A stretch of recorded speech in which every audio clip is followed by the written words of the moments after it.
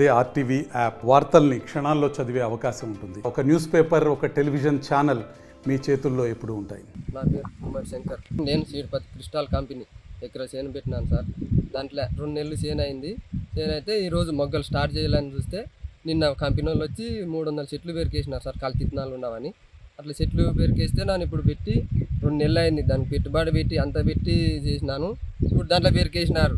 మళ్ళీ ఇప్పుడు ఉన్నారులో ఉంటే తర్వాత కొంచెం ఒక పాయింట్ 90% ఇస్తారు వాళ్ళు. ఒక పాయింట్ 1% తక్కువ ఉంటే కూడా ఫెయిల్ అయినామని చెప్తారు సార్. ఇప్పుడు ఈ చెట్లలో ఇప్పుడు అన్ని పెరికేసినప్పుడు కల్తీ విత్తనాలు అంటున్నారు వాళ్ళ కంపెనీ వాళ్ళు, మాకు సబ్బు.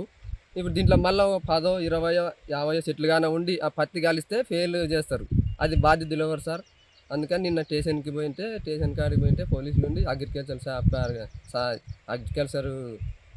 ఆడకు పోండి సార్ వాళ్ళ దగ్గరికి అంటే పోయినాను సార్. పోయింటే నిన్న బోనాల పండుగ సెలవు ఉన్నందుకు వెళ్ళి ఈరోజు పొద్దున్న ఆ సార్ ఫోన్ చేసింటే ఈరోజు రైతు రుణమాఫీ కాడ మా రైతు వేదిక కాడ రుణమాఫీ మీటింగ్ ఉంది, అక్కడికి రా బాబు చేనుకొని చూస్తామని చెప్పినారు సార్.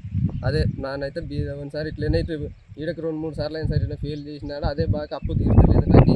అందుకని గవర్నమెంట్ సాయం చేయండి సార్. కంపెనీ వాళ్ళు కూడా దీంట్లో చేస్తే కూడా ఏం సంబంధం నీకు ఫెయిల్ అని చెప్పకూడదు. వాళ్ళు గ్యారెంటీ పాస్ చేస్తామంటేనే నేను చేస్తాను, లేకుంటే వాళ్ళ కంపెనీ వాళ్ళే మొత్తం నాకు ఇప్పుడు ఈడకి 50,000, 60,000 అయింది సార్ పెట్టుబడి. మళ్ళీ కూలోళ్ళు కావాలంటే కూడా మళ్ళీ 1 లక్ష ఎక్కువ కావాలా, 2 లక్షలు అవుతుంది పెట్టుబడి. కనీసం అంటే 4 క్వింటాలు పండుతుంది.